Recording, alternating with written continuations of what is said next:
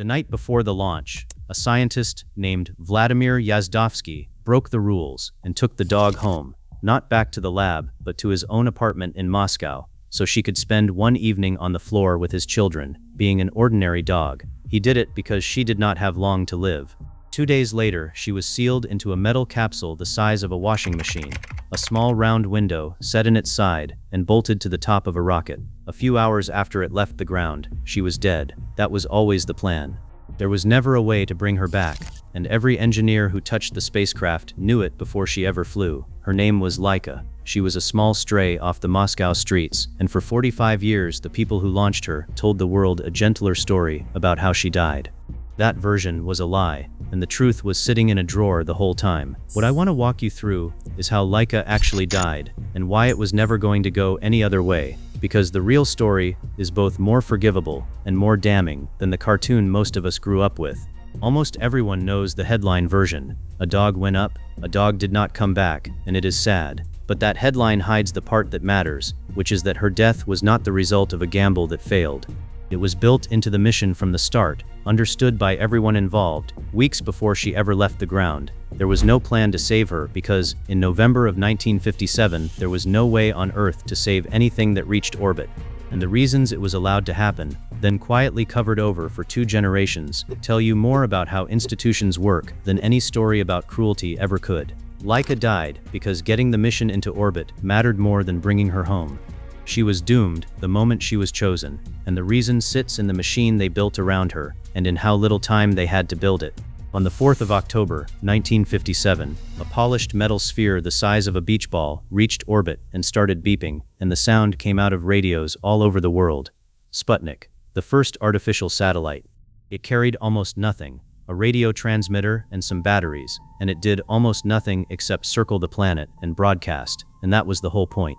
It proved the Soviet space program could put an object into orbit, which meant it could in principle drop a warhead on any city on the map, and the shock of that in the West was enormous. A small beeping ball had rearranged the balance of the Cold War in a week. And a triumph like that creates a problem, because it has to be followed.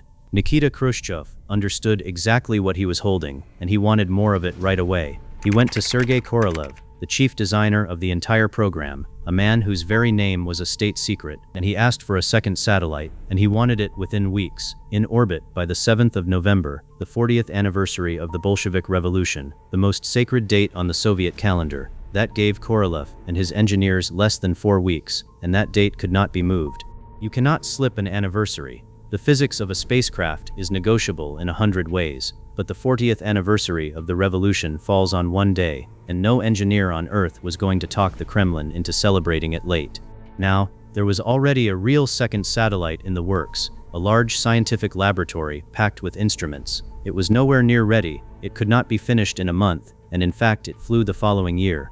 So the team did something that tells you everything about the pressure they were under. They set it aside and started over with something cruder, a satellite simple enough to build in the time they had, but spectacular enough to matter.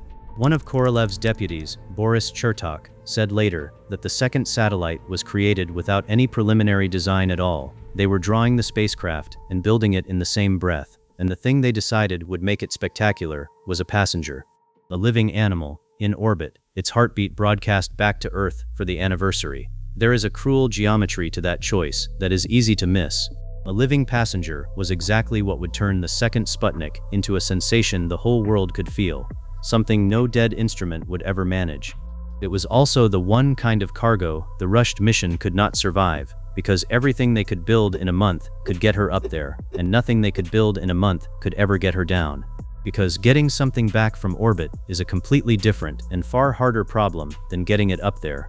You have to slow the spacecraft down, hold it at precisely the right angle, and carry a heat shield that can survive re-entry, the friction heat that will burn an unprotected craft to nothing. The program would eventually solve all of it.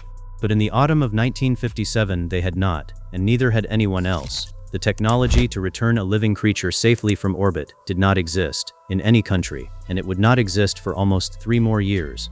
The first animals to come home alive from orbit, 2 dogs named Belka and Strelka, would not manage it until August of 1960. So look at the actual decision Korolev's people faced under the calendar they had been handed. They could fly a dog for the anniversary, or they could not. If they flew her, she would die up there, because the alternative had not been invented yet. That is the whole fork. And I think this is the single most important thing to understand about Laika, the thing every telling that leans on the word cruel gets wrong. Nobody chose to kill her instead of saving her. The choice to save her was not on the table, in any laboratory, on any continent, in that year. When the mission was defined as a living passenger in November of 1957, her death stopped being a risk and became a fixed feature of the design, and it happened weeks before the rocket was fueled. Everything after that fork was just the mission playing out a result that had already been decided.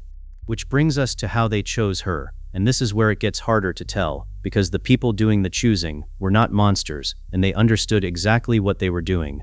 The Soviet program had been flying dogs on suborbital rockets for years, short hops above the atmosphere and back down under parachute. They used strays from the streets of Moscow, on the reasoning that an animal that had already survived a Russian winter outdoors could survive nearly anything. They preferred small females, calm ones, and by the standards of what they were asking, they treated them well. The team that trained them, working out of the Institute of Aviation Medicine, grew genuinely attached to the animals. Korolev came by to check on them himself. For the orbital flight, they narrowed it to a few candidates. The first pick was a dog named Albina, who had already flown and done everything asked of her, but Albina had recently had a litter of puppies, and Yazdovsky could not bring himself to send a nursing mother on a one-way trip. So the mission fell to the calm little stray, who scored high on every test and never fought the others in the kennel. They named her Laika, from the Russian word for barking. Albina stayed on as backup, and a third dog, Mushka, ran the identical tests on the ground as a control, so her readings could be matched against whatever Laika sent from space.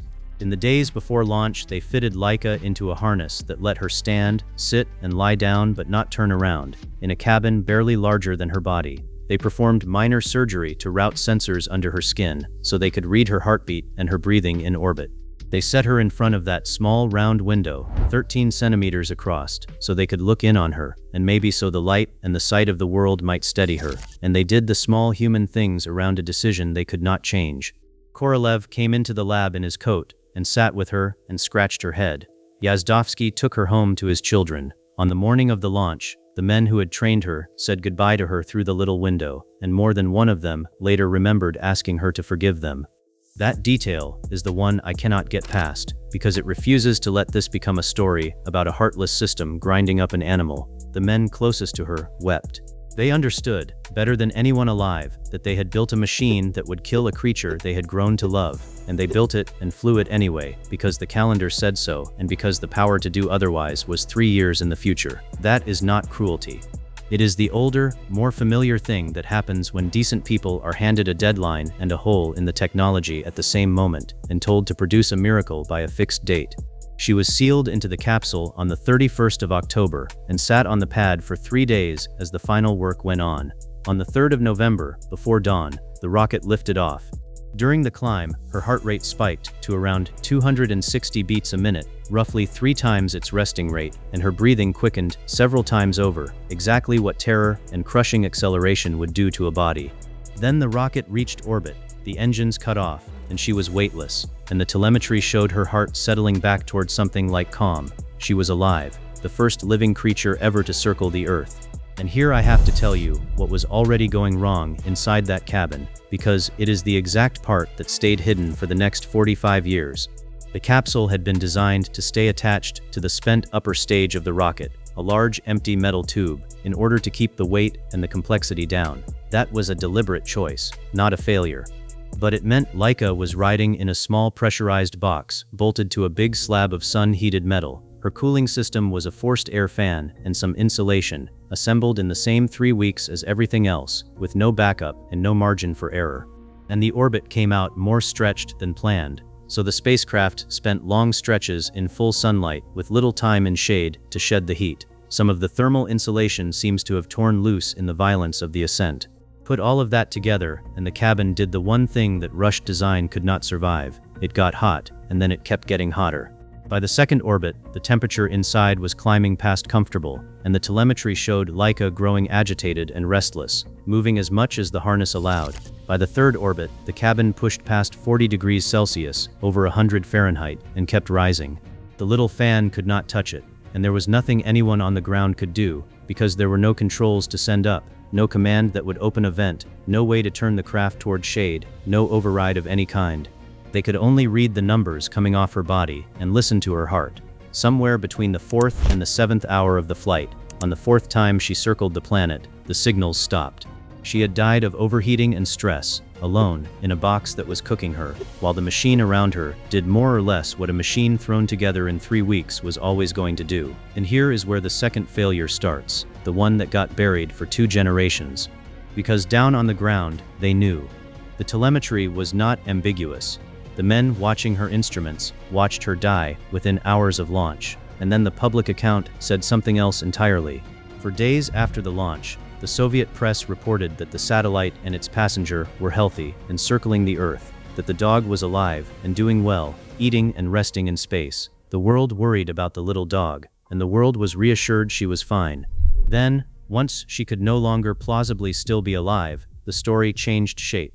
The official version, repeated for decades and printed in reference books for 2 generations, was that Laika had lived comfortably in orbit for several days, gathering priceless data, and had then been painlessly put to sleep before her oxygen ran out, or had simply slipped away when the systems failed around the 6th day. A calm death, a noble sacrifice, a good end. None of it was true. She had been dead within hours, in about the worst way, and the people telling the gentle version had the telemetry in a drawer that said exactly that. It matters where the blame lands here, because the antagonist in this part is not a nation, and it is certainly not the men who wept at the window. It is the machinery of a state that could not afford, at the height of the Cold War, to let its proudest scientific triumph be remembered as an animal panicking to death in a capsule that overheated, so the truth was classified, softened, and left to sit. The raw telemetry that showed precisely what had happened stayed in the archives, and the handful of scientists who knew carried it quietly through the decades, and eventually through the collapse of the very country the launch had been staged to glorify. It did not come out until October of 2002. At a space science conference in Houston, a Russian scientist named Dmitry Malyshenkov, who had worked on the mission, presented a paper that finally laid the telemetry out in the open. Laika, he explained, had died from overheating by the 4th orbit within roughly 5 to 7 hours of launch. 45 years after the world had been told she died peacefully after a week in space, the record was corrected in a lecture hall in Texas by one of the men who had known the real answer the entire time. So let me be direct about why she died, because the reasons stack in a particular order, and the first one people reach for, cruelty, is not on the list at all. The first reason is the deadline, and it sits underneath everything else. A spacecraft capable of carrying a living animal safely home could not be designed and built in under 4 weeks, and nobody ever claimed it could. The anniversary date did more than rush the work. It set the timeline below the level at which the problem was solvable in the first place. Every corner that got cut, the missing recovery system, the fragile cooling, the untested thermal margins, traces straight back to a day chosen for a parade rather than for the physics. The second reason is the capability gap, and this is the one that makes it a genuine tragedy instead of a simple blunder. Even with unlimited money and the best intentions in the world, the technology to bring a living creature back from orbit did not exist anywhere in 1957. The heat shields, the guidance, the whole re-entry sequence, all of it was still years out. So the instant the mission was defined as a living passenger that November, a fatal ending was locked in by the state-of-the-art itself. Human ingenuity closed that gap less than 3 years later, in 1960. Laika flew into the narrow window where the thing could be done but could not yet be undone, and there is no funding line and no act of will that could have moved that window 1 day earlier. Third comes the thermal design, the proximate cause, the thing that physically killed her. A cooling system built in 3 weeks, with no redundancy, on a capsule bolted to a large sun-heated stage, in an orbit that ran hotter than expected, could not hold the cabin at a survivable temperature. On a mission with months to test and refine, that flaw would almost certainly have been caught and fixed. On this one there was no time to catch it, and no way to fix it in flight, because nothing at all could be commanded from the ground. The fourth reason came after she was already gone, and it is the concealment. Hiding how she died did not kill her, but it killed the lesson for 2 generations. For 45 years, the honest account that a rushed schedule and a missing technology had made her death certain and then made it agonizing was replaced with a fairy tale about a peaceful passing, and a fairy tale teaches nothing. The very people who most needed to understand what a fixed deadline can do to a design were handed a story in which nothing had really gone wrong at all. I want to be fair to everyone in this, because the easy version, the one where a cruel regime tormented a dog for propaganda, is comforting and false in equal measure. Vladimir Yazdovsky was a serious scientist who took a doomed animal home to give her one good evening. Sergei Korolev was a man who had himself survived a Soviet labor camp, and who would go on to put the first human being into orbit, and he sat in a lab and scratched a stray behind the ears before she died for his program. The engineers who built the cooling system built the best system 3 weeks would allow, and the data Laika sent back, the hard proof that a living body could survive launch and weightlessness at all, was real, and it fed directly into the flights that brought Belka and Strelka home alive in 1960, and Yuri Gagarin home alive in 1961. A meaningful piece of human spaceflight was built on what her body transmitted in those first few hours. But being fair does not mean pretending it was worth it, and the man who said that best was one of the scientists himself. Oleg Gazenko, who had helped select and prepare the space dogs, said in 1998, 4 decades on, that he had come to regret it. His words were plain. "We did not learn enough from this mission," he said, to justify the death of the dog. Gazenko was not protecting the program when he said that. He was a man who had given his life to it, looking back with an honesty the official record never managed, and I believe him. Which is where this ends, at a monument, because there is one now. The state that hid how she died is itself long gone, and in the Moscow it left behind. On the 11th of April, 2008, at the Military Research Institute, where the space dogs were once prepared, they unveiled a small statue. It is a dog, standing on top of a rocket that opens out into a human hand, and it is not large. You could walk right past it. Laika herself had burned up half a century before, still sealed in her capsule, when the satellite finally fell back into the atmosphere on the 14th of April, 1958, after 162 days and roughly 2,500 orbits, nearly all of them carrying a body. The gentle story is gone now, and the true one is much harder to sit with. A calm little dog off the Moscow streets was chosen for a flight that could not bring her back, because bringing her back had not yet been invented, and she was sent up anyway to land a headline on a fixed date. And the machine they threw together in 3 weeks overheated and killed her within hours. And then the truth of it was buried for 45 years, because a fairy tale was easier to live with than what actually happened. She was never coming home. Every person who strapped her in knew it. And they said their goodbyes to her through a small round window and asked her to forgive them, which turns out to be the one part of the official story that was true all along. If what pulls you in is the quiet human truth hiding underneath the famous headlines of the space age, then subscribe, because the era is full of stories the official record got wrong, and I go looking for the version that actually happened.